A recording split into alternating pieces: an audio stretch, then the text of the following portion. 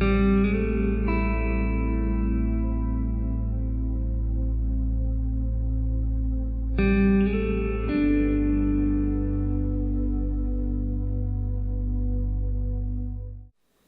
dia, irmãos e amigos.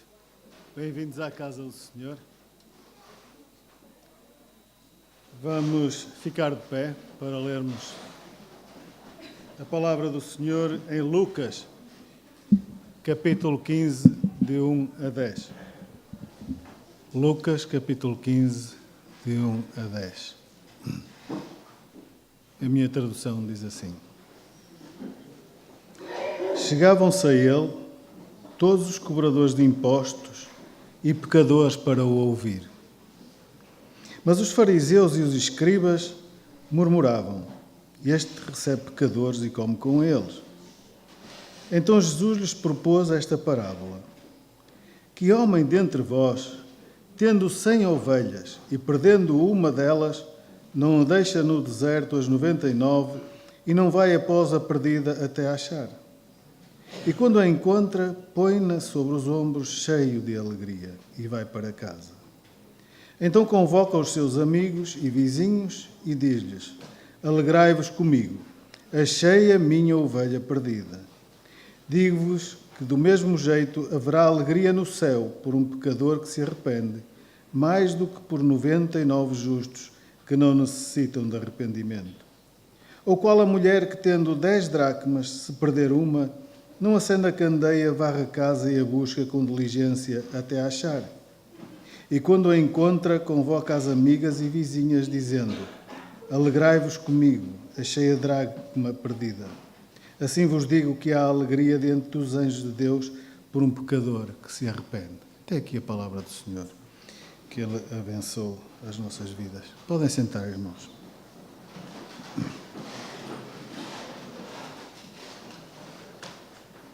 Meus irmãos, se continuássemos a ler até ao final este capítulo, nós estaríamos agora a seguir a parábola do filho pródigo.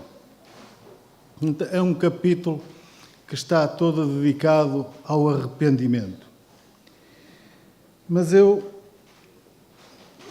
elegi este versículo que diz: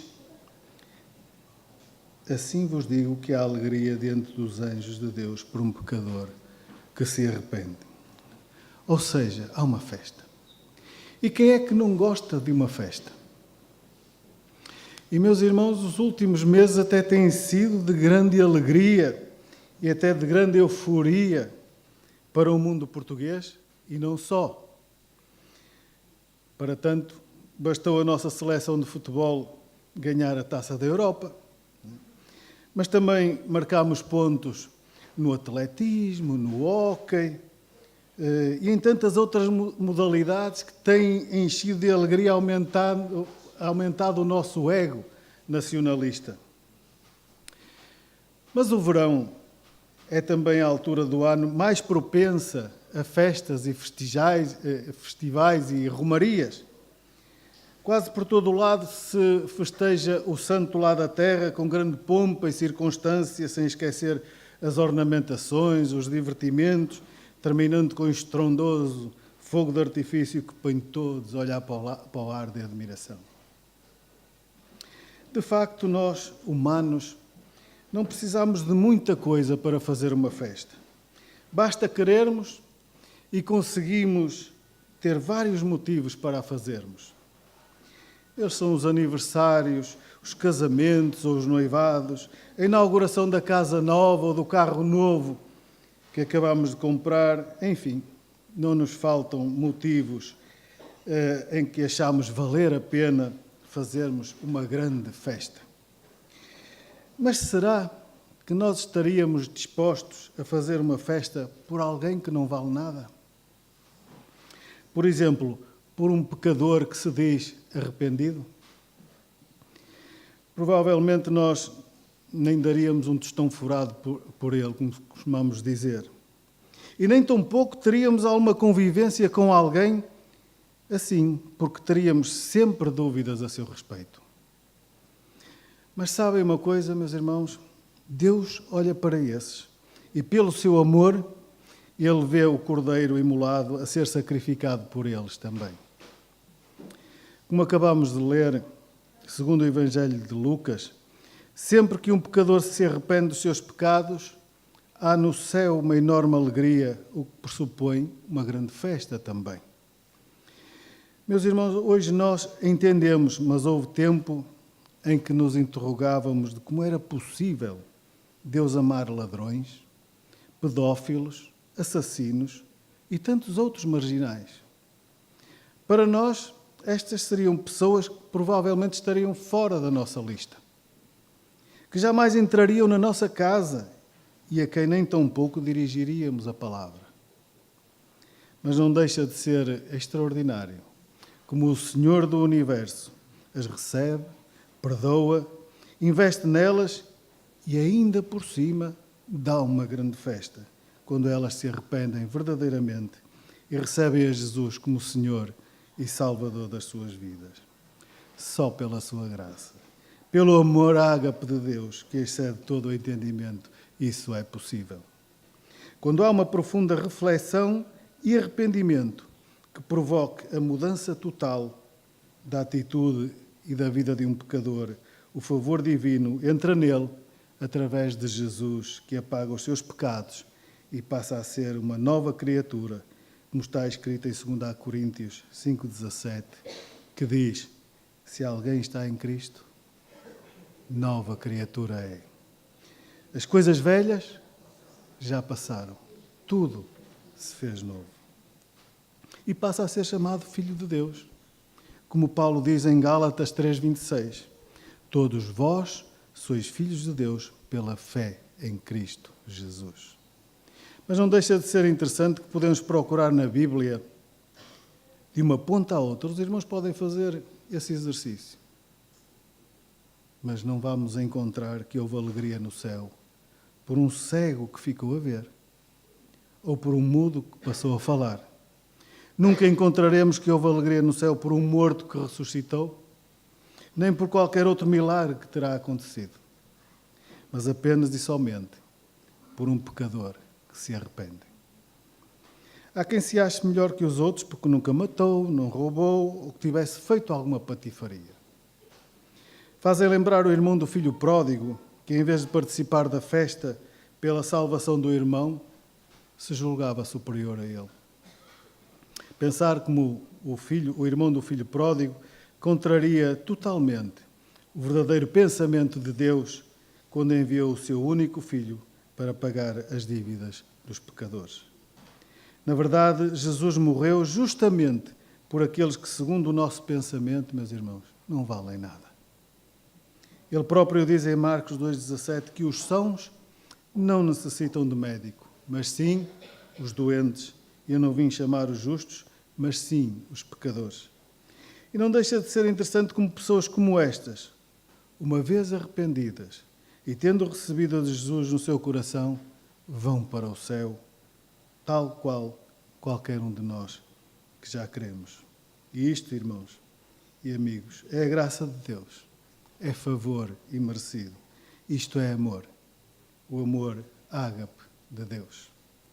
Porque Deus amou o mundo de tal maneira que deu o seu único Filho para que todo aquele que nele crê não pereça, mas tenha a vida eterna.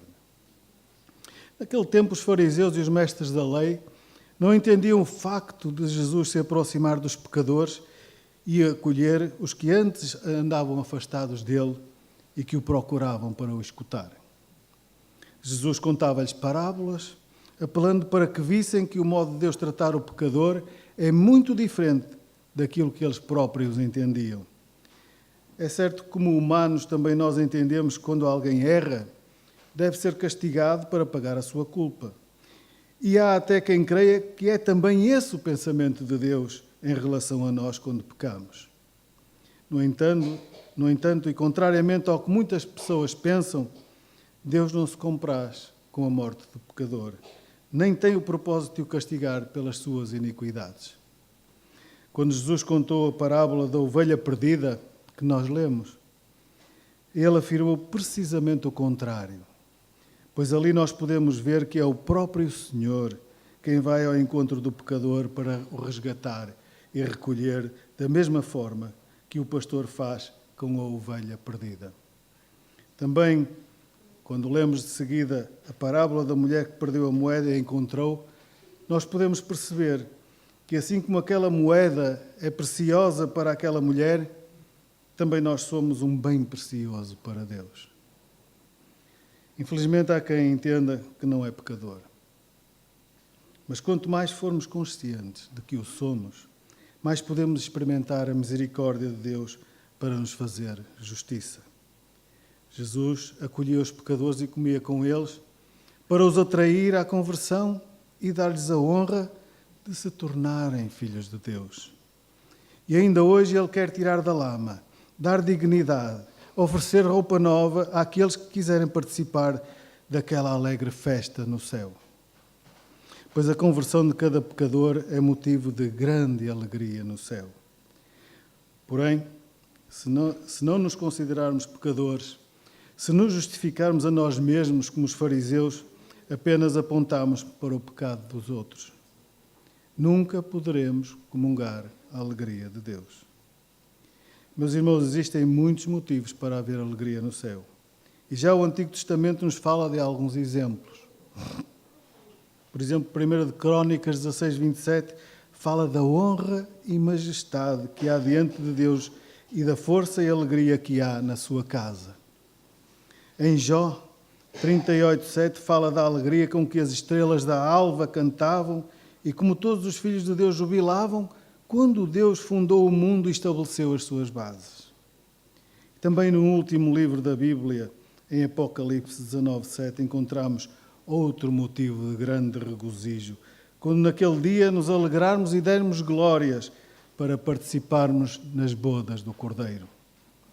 Sim, meus irmãos, naquele dia estaremos todos juntos com Jesus, como a esposa, a igreja que ele adquiriu com os seus sofrimentos, como nos é dito em Efésios 5, 25.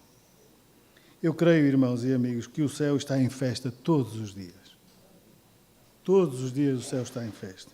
Porque eu creio que, apesar da crescente imoralidade e dos ataques que a palavra do Senhor tem sofrido e do desinteresse pelas coisas de Deus, sim, eu creio que todos os dias há pessoas que se salvam porque reconhecem o seu pecado e sentiram-se tristes por ele. E decidiram abandoná-lo baseando-se na confiança que Deus perdoa. Que antes caminhavam segundo o mundo, sem destino certo, mas agora trilham o caminho da luz e da vida, seguindo a direção de Deus através de Jesus Cristo. Meus irmãos, neste momento, neste preciso lugar, isto também pode acontecer, porque há aqui alguém que ainda não tomou esta decisão. O arrependimento é o primeiro passo para participarmos da festa no céu. Ou será que prefere estar nas 99 ovelhas justas ou continuar perdido? Confio que Deus é misericordioso para com o pecador, mesmo que ele seja o pior de todos. Reflita consigo mesmo. Analise a sua vida. Arrependa-se dos seus pecados e confesse a Jesus como seu único e verdadeiro Salvador. E experimenta a nova história que Deus tem para si. Que quer dar esse passo agora? Há aqui alguém que quer dar esse passo agora? Faça com que este momento seja novamente de grande festa no céu. Que Deus nos abençoe, em nome de Jesus. Amém.